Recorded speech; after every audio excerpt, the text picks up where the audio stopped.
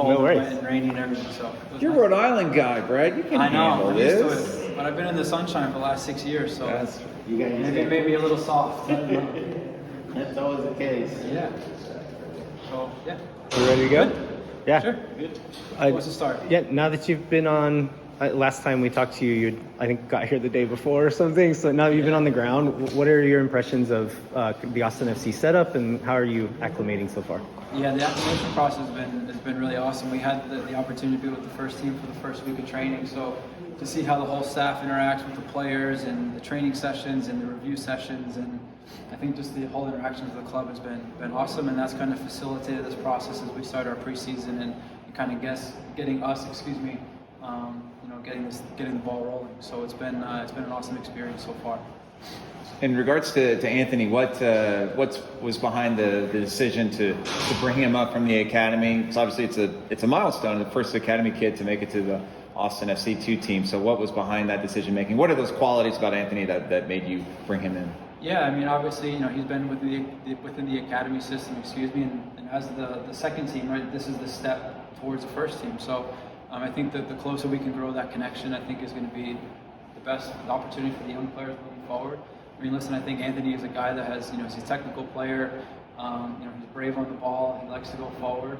He has qualities of an outside of a fullback that we like as a club. And listen, he's been here obviously a lot longer than I have. And we have a process as a club in terms of the talent identification. And I think we've proven that over the last the signings that we've been making. It's a very collaborative process. And we're just really excited about his future. And how would you assess the makeup of the team so far? You're adding guys, add another 2 today, and just kind of give us your summary so far of the makeup of this team. Yeah, I think it's a process. It's an ongoing process. Between we involved a couple academy guys, in the training session today, which is great for their experience and us just to get to know them and kind of spread our outreach within the club. That's, as I said, kind of in our previous talk. It's as a second team, we have a responsibility of growing these connections with the first team and the academy, and I think it's a testament to the work that's being done on the first team and from the academy perspective. But yeah, the makeup of the squad, it keeps growing. It's an evolving door. We have guys in on trial. We have signed guys. We have some academy players. We still have some kind of deals going on in the background, so to speak, that we're trying to get things buttoned up and done. So I think that you're going to see over this. We have a long time. I think the first game potentially is like one of the last weekends in March. So we still have some time to kind of build this whole process, which it's been a fun and rewarding and an enjoyable process. How big is it to have one of the kids sign from the academy for the other kids to see this is possible? I think I think the first one's probably always can be the more challenging of just kind of getting it across the line and stuff like that. But I mean, listen, that's what we want. I mean, we want to see more academy players coming through, and that's again kind of goes back to the reason why we had some more academy players in the training session today to get them comfortable with us. I think ultimately that's a big part of it. It's a new environment for everybody. I was telling the guys before the training session, it's the players growing relations with each other, us growing relations between staff member to staff member, the staff to the player. It's a process.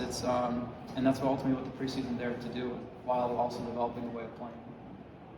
What do you think is like some of the things that a kid like Anthony moving up to this team, what does he need to work on? What are the things that you're going to be looking to as you have academy kids start to come up through this team, and beginning with Anthony? What do they need to improve? What do they need to hit on first? I think ultimately everyone has their own special qualities. That's why they're a player at this level. But ultimately, what I was expressing to the players as well is that we have a responsibility of kind of how the first team plays, and we're trying to build on their foundation and establish it within our group. So, listen, there's a lot of details of how the team plays, and everyone has their own responsibilities, how they can improve.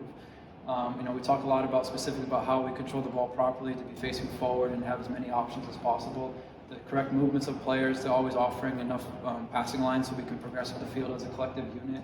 The intention to counter press and win the ball back. And listen, I think everyone's in the same boat. Even me, I'm learning the more details and the specific language that has been in place in the club for the last 2 years. So we're all in the same boat of trying to improve every single day. I know there's within MLS Next Pro there are restrictions as far as like how much academy players can be involved in a given game.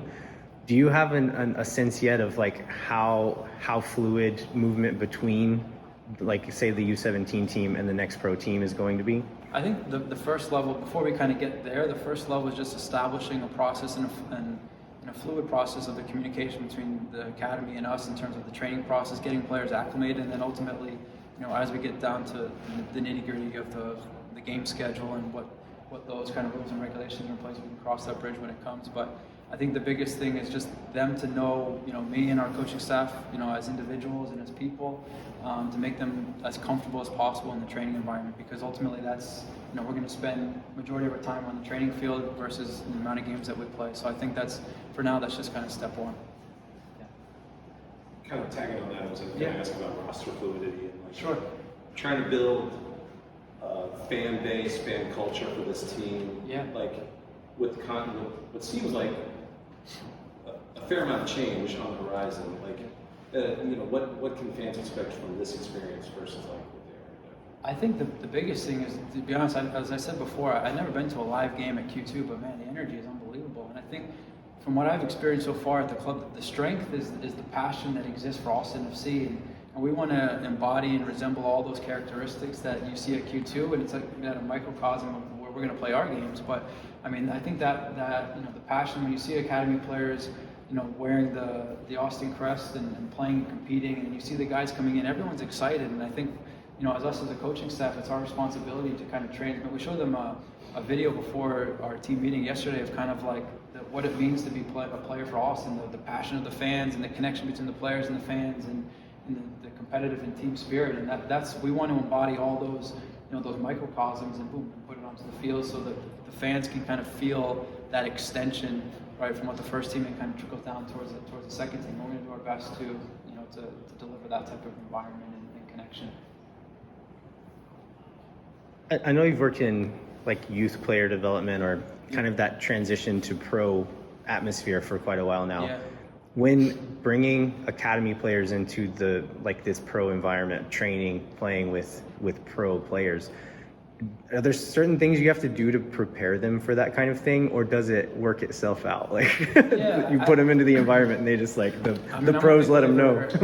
Every person is just different. I think the most important thing is that they feel the support and care that we're there to help them.